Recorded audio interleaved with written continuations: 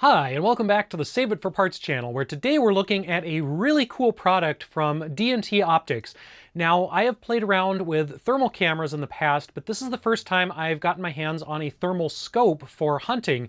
This is actually a thermal camera that bolts onto a gun, which is kind of cool, but is also one of those things that YouTube doesn't always like for using the G word and whatnot. So while this video may or may not get fully monetized, I would like to thank DNT Optics for supplying this scope for me to test out. That definitely makes me want to do more videos along these lines. Now, a quick note on legal issues. This is marketed for hunting, but I found out after DNT sent me this that I cannot actually go deer hunting with this in my home state of Minnesota. I took this over to Wisconsin for some testing because the laws over there do not have any specific requirements for night vision or thermal cameras, and we won't be shooting any fuzzy animals in this video because not everybody wants to see that on YouTube. If you are intending to use this for hunting, make sure to check your state and local regulations to stay out of trouble. And of course, as with all my sponsored reviews here, I will be very fair and honest and give you the pros and cons of this device. All right, so there is the scope, the Hydra HS219 scope mount here. And then in this box, we have, it looks like another mount. So this looks like the quick release mount. So this would go onto the same bolt holes here on the scope, and then this has kind of a quick release to go on and off of your tactical rails. And I have to say, this is a pretty nice set here. It not only comes with the scope itself, but a ton of accessories. So this does come with a full manual in addition to the quick start guide, and just flipping through these are very slick manuals. And you can tell the manual is a little bit better designed. It's had some graphics design put into it. It's had a little bit a better user experience in mind than a lot of the manuals for imported products that I've seen. Now, it does need to be focused initially, and the focus ring is a little stiff, but that's good. You don't want it loose. You don't want it vibrating around if you're out in the field, if you've got recoil and whatnot. So it's nice that it's a little bit stiffer.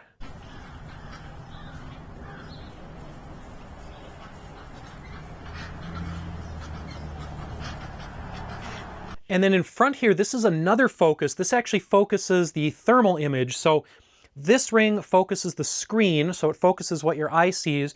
And then this one focuses what the imager sees. I have not actually seen that on other thermal imagers before. Usually they are all a fixed focus. There's no way to adjust the thermal lens, and the lenses in these are not true glass, or they're not regular optical glass. They're a special thing that lets infrared light heat through, and when you look at actual glass like a window, you can't actually see through them. And that does actually let you focus the thermal imaging on near and far targets. Now, this is pretty much permanently zoomed in. It's like some of the other thermal monoculars that I've looked at where it starts out zoomed in, so you can't really see things close up like your hand. It's just a big blur. But you can more easily see things like a deer across a field. And if you want even more magnification, there's a digital zoom. Now, since it's a digital zoom, it's not actually improving the view, it's just making the pixels bigger, so it can be a little bit blurry to look at something like that. We can change the color palette and the mode with just quick presses of the menu button, and then if we want to change any settings that are more complicated, we can go into the full menu, but having those as a quick option, with these three buttons up here, that's pretty much all you need on the top. You can start and stop recording, you can change that color mode, you can do the digital zoom. So I'm a little mystified about this battery charger. I've got the batteries in, I've got it plugged in, and we've got no lights here. I've always been a little suspicious of these newfangled 18.6 whatevers.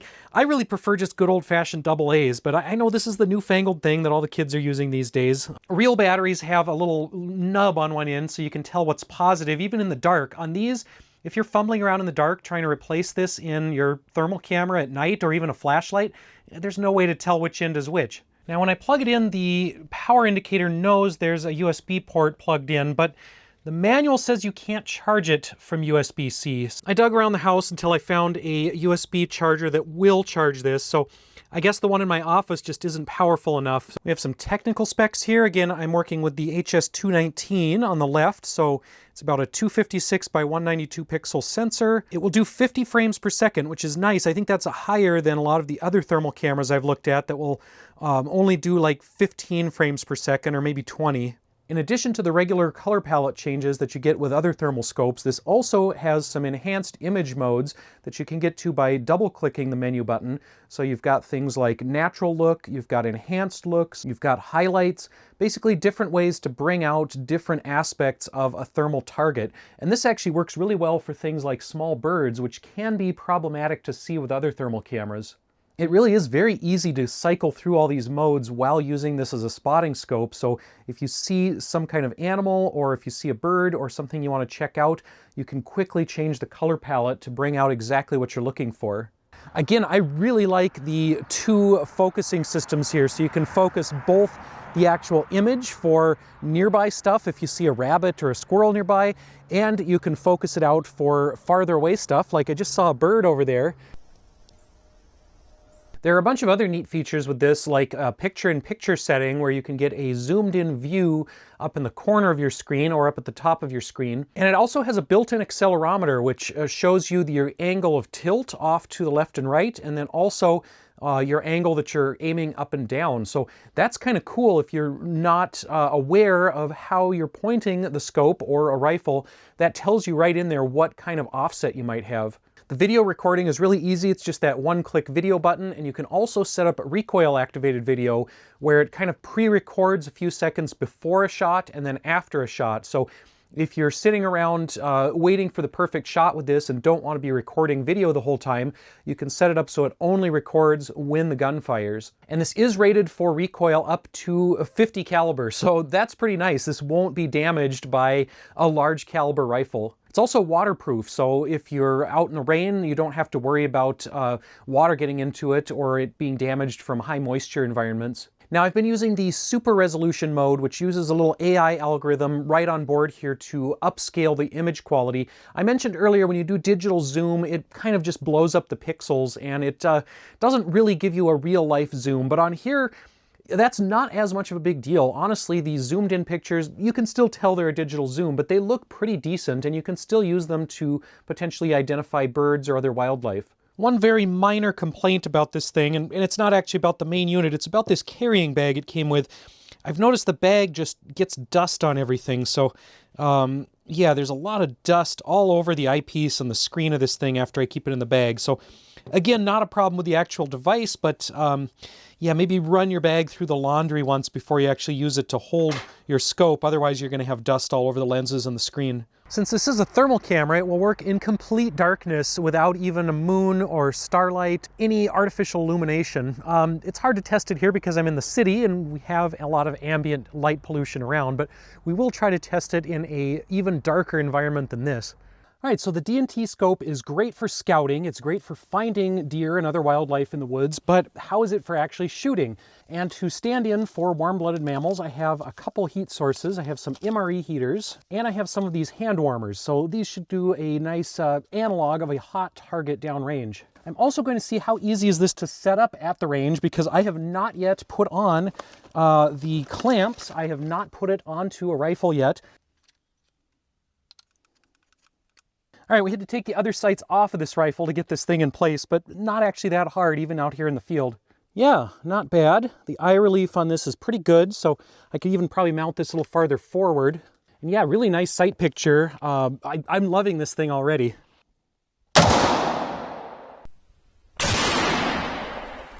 Sighting this in is super easy too. I can actually see where I'm hitting downrange because the hot bullet leaves a mark on the target, and I can just freeze frame that in the zeroing menu, move the crosshairs over to where I'm hitting, and we're sighted in after just one shot.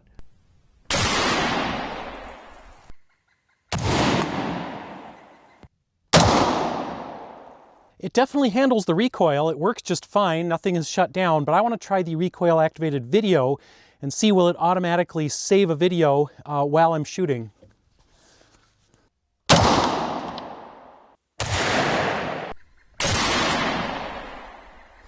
So I was hoping to test this out at night. However, I had some car trouble, so I will not be able to stay out here until it gets dark. Also, it's about to start raining. Fortunately, we have some tunnels here on the property, and this is not a prepper thing. It's not a bunker. We just like tunnels. So let's see how this works underground. I don't know where else you're going to get a underground thermal camera firearm test, except here on the Save It for Parts channel, where you wouldn't expect it. This is some Call of Duty action right here.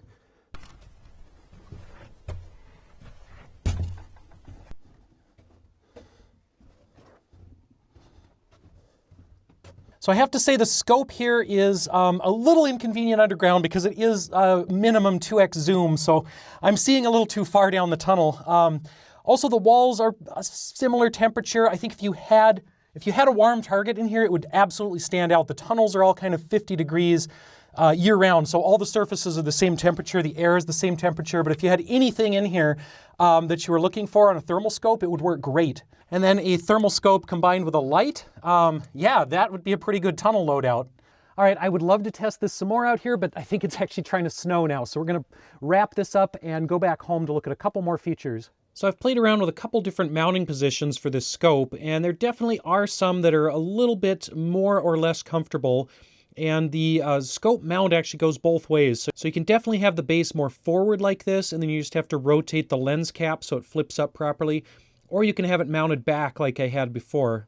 Now, in addition to this more permanent rail mount, we also have the quick release mount. And I should mention this has multiple saved profiles in the settings. So once you have it configured for a particular rifle, you can save those settings, and then you can swap it in and out to other rifles with a whole different settings profile for different reticles, different aim points, different adjustments, different color palettes. Now, in addition to working as a quick release for just a standalone optic like this, it also has a specific clip-on mode where you mount the thermal scope in front of another optic, often a low-power variable optic or LPVO. So in that configuration, you've got your always attached daytime optic, and then when you're ready for thermal, it's hard to see without a real scope camera, but this is actually working, and we can put the scope into clip-on mode by double-clicking the photo button, and that turns off the built-in thermal reticle.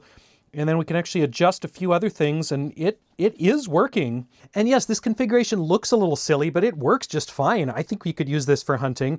It might be a little more convenient if you had one of those low-power scopes, if you had some other optic that was a little bit shorter than the old Bushnell scope here.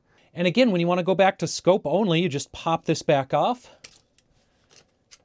Now, one thing that I'm noticing when I go to use the clip mount is that it fits back here onto the upper receiver rails. It does not fit very well up here on the handguard. It will not lock down. And that's actually not the fault of the optic. It is this AR. This is the cheapest possible AR you can get. This is a $300 AR. And the rail cuts are deeper here on the receiver and shallower up on the handguard. So this is just a kind of crummy handguard. If you have one with more standardized rails, then the scope would fit just perfectly, I think. Now, I think the last feature we haven't covered yet is the DNT app, and that lets you connect your phone to the scope. And there we go. We've got our thermal image, so we can see what the scope is seeing live on the screen. It doesn't look like I can really change any of the settings from here on the phone, but we've got access to the buttons, so we can do it that way. So the app also lets us get images off of the thing without having a computer. So if we're out in the field and we've taken a photo or a video, we can just pull it off onto a phone. There's also this ballistics menu. So that's kind of cool. You can put in detailed information about your ammunition and do some calculations. I could see the app being a really handy companion for this imager.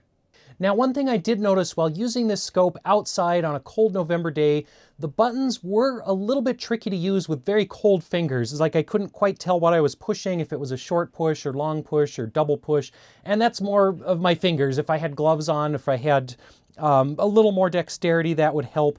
And really, you don't need to do a lot of settings changes like that. If you have the thing configured before you go out, if you have your reticle set, if you have your recording settings where you want them, if you have your thermal palette all set, you don't really need to mess with the buttons other than the power button and maybe the camera, although if you have that recoil activated recording, then you don't need to mess with the camera button either. Well, I'm very happy with the DNT Optics Hydra. This thing is fantastic.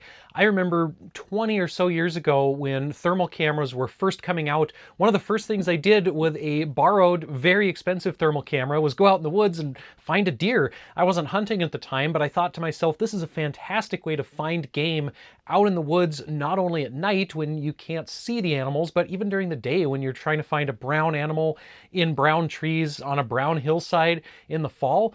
The thermal camera here is a great way to both spot the game and then actually take the game if you're out hunting. And even in the handheld spotting scope mode, it's a great way to find animals out in the wild. It's a great way to find birds. This thing does a lot better job at spotting birds than some of the other thermal cameras I've looked at. And I think that's down to some of the thermal modes, some of the color palettes, and some of the processing algorithm that it has. They're just a little bit better at spotting animals and birds than some of the other cameras that are more aligned towards industrial use or home use. This thing definitely is optimized for finding wild animals, for hunting, and I'm really enjoying it. Now, there are a few minor issues with actually using this in my home state, which is why I had to go over to Wisconsin to test it. So if you are thinking of buying a thermal scope, do look into your local laws. As far as the pros and cons of the Hydra scope, I really didn't find that many issues with it. The only real complaints I have, and they're very minor complaints, the battery, I wish it would charge in the device. I wish we could just plug in a USB and charge the battery, but you have to pop it out and charge it in a separate charger. Also, that soft case that it came with is super linty, but after a run through the washer and dryer, that's not too big of a deal. As far as the pros, I would say this thing is convenient, it's affordable, it's easy to use, it's really quick to acquire targets when you're just scouting around, when you're out in the woods looking for animals. This is a fantastic way to spot animals, even a long distance away, even across a valley on another hillside. It's very flexible, it has a lot of good settings. The color palettes aren't quite as extensive as some other cameras I've looked at, but the ones that it does have are great for finding animals. And yes, certain ones are better for certain situations. In some cases I found the red hot palette to be best, in other cases I found the black hot or white hot to be better. And it just depends on what you want to do and what kind of details you want to see. If you're trying to acquire an animal quickly, then the red hot is great for picking out a warm-blooded animal in a background of trees or hillside or grass. And if you're trying to get detail, if you want to see small details of an animal, then one of those black hot or white hot modes brings out a little more resolution on the target. It's also really nice that you can pop this on and off of different guns. You can use it not only as a standalone scope, you can use it as a clip-on, and you can save a bunch of different profiles on here, so you can have all of your favorite settings ready to go, and you basically just need one shot to dial in your zeroing to get your scope sighted in, and that is a big, big improvement over, I just remember sitting there with the scopes and, you know, taking a shot, trying to dial in everything, taking another shot. This thing, yeah, one shot, you go through the freeze frame mode, you adjust your crosshairs, and you're basically zeroed in. It's also really nice that it can pick up the heat of a bullet hitting your target. So you can see right where that hit. You don't need to break out a spotting scope, you don't need to pause and reel your target back in or walk out to your target to see where you hit. You can see pretty much instantaneously where your shots are landing. Hopefully that covers everything. This has a lot of features, and I was kind of struggling to keep the video within a reasonable time frame because there is a lot to do with this thing. I wanted to do even more, but the weather wasn't really cooperating with me, but I think we got a good baseline of what this can do, and I definitely have some ideas for how to use this in the future. Thank you again to DNT Optics for sending me the Hydra to review. I will put links to them down in the description if you want to check this out. I hope this has been a useful review for everyone. Thank you for watching, and we'll see you next time.